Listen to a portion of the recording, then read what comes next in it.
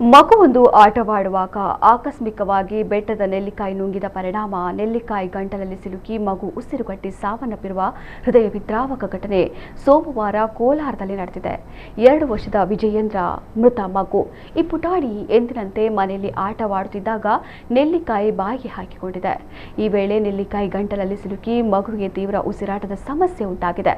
ಇದರಿಂದ ಗಾಬರಿಗೊಂಡ ಪೋಷಕರು ತಕ್ಷಣವೇ ಮಗುವನ್ನ ಆಸ್ಪತ್ರೆಗೆ ಕರೆದೊಯ್ದಿದ್ದಾರೆ. ಆದರೆ ಮಗು ಅಷ್ಟರಲ್ಲೇ ಕೊನೆಯುಸಿರೆಳೆದಿತ್ತು.